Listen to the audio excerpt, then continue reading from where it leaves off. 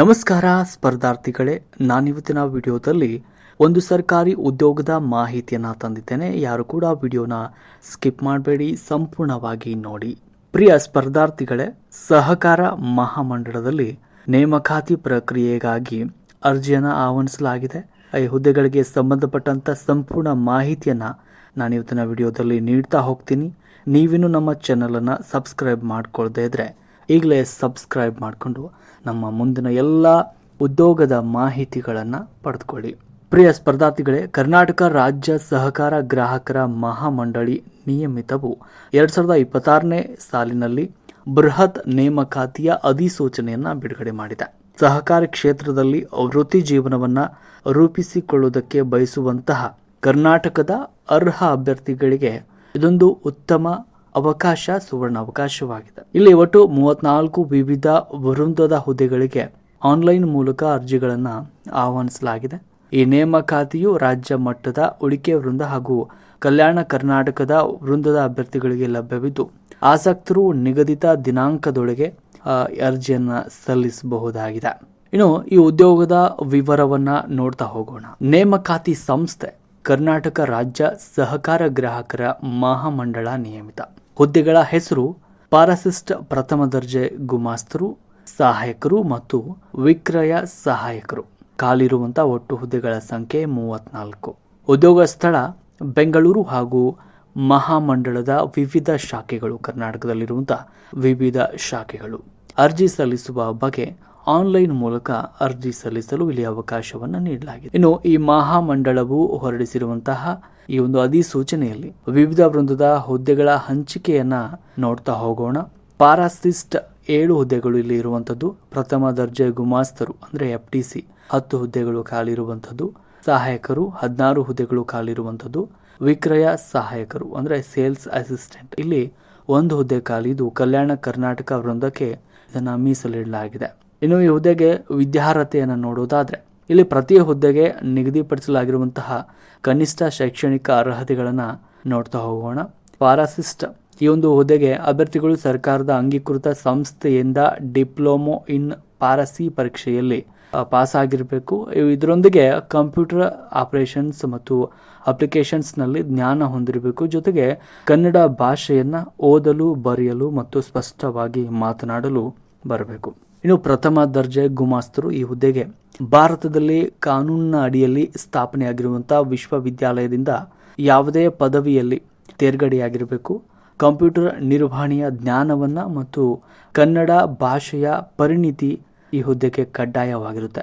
ಇನ್ನು ಸಹಾಯಕರು ಹಾಗೂ ವಿಕ್ರಯ ಸಹಾಯಕರು ಈ ಹುದ್ದೆಗೆ ಅಭ್ಯರ್ಥಿಗಳು ದ್ವಿತೀಯ PUC ಅಂದ್ರೆ ಸೆಕೆಂಡ್ PUCಯಲ್ಲಿ ನೀವು ತೇರ್ಗಡೆ ಆಗಿರಬೇಕು. ಈ ಹುದ್ದೆಗಳಿಗೂ ಕೂಡ ಕಂಪ್ಯೂಟರ್ ಅಪ್ಲಿಕೇಶನ್ಸ್ ಜ್ಞಾನ ಮತ್ತು ಕನ್ನಡ ಭಾಷೆಯ ಸ್ಪಷ್ಟ ತಿಳುವಳಿಕೆ ಅಗತ್ಯವಾಗಿರುತ್ತೆ. ಇನ್ನು ವಯೋಮಿತಿಯಲ್ಲಿರುವಂತಹ ಸಡಿಲಿಕೆಗಳ ಕುರಿತು ನೋಡೋದಾದ್ರೆ ಈ ಹುದ್ದೆಗಳಿಗೆ ಅರ್ಜಿ ಸಲ್ಲಿಸುವ ಕೊನೆಯ ದಿನಾಂಕದಂದು ಅಭ್ಯರ್ಥಿಗಳಿಗೆ ಕನಿಷ್ಠ 18 ವರ್ಷ ವಯಸ್ಸನ್ನು ಪೂರೈಸಿರಬೇಕು.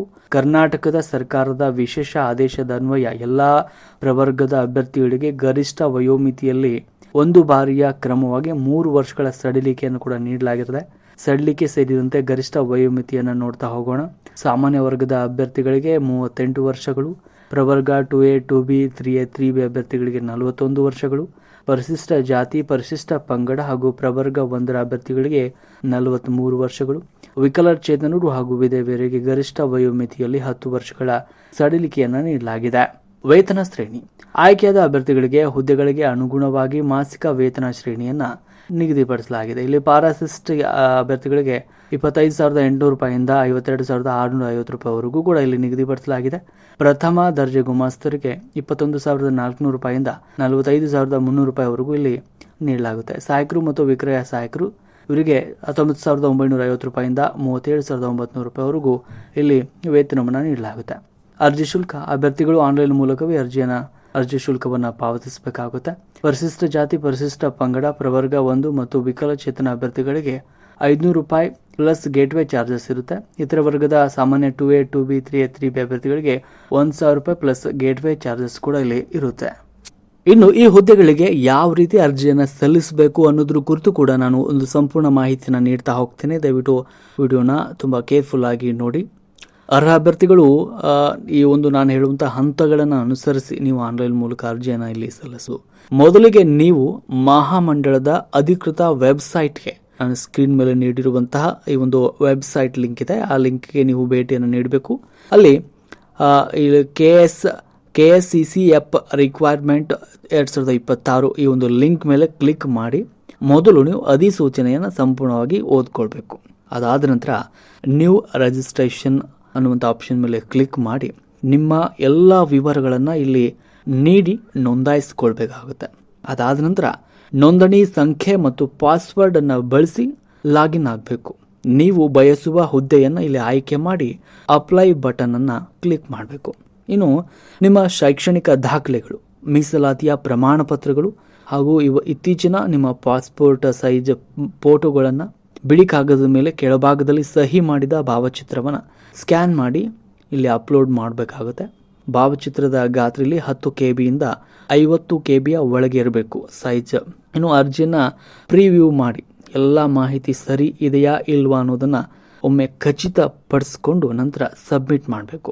ಕೊನೆಯದಾಗಿ ಆನ್ಲೈನ್ ಬ್ಯಾಂಕಿಂಗ್ ಅಥವಾ ಕಾರ್ಡ್ ಮೂಲಕ ಅರ್ಜಿ ಶುಲ್ಕವನ್ನು ಪಾವತಿಸಿ ಅರ್ಜಿಯ ಪ್ರತಿಯನ್ನು ಡೌನ್ಲೋಡ್ ಮಾಡಿ ಇಟ್ಕೊಳ್ಬೇಕು. ಯಾಕಂದರೆ ಮುಂದೆ ಅದು ನಿಮಗೆ ಯೂಸ್ ಆಗುತ್ತೆ.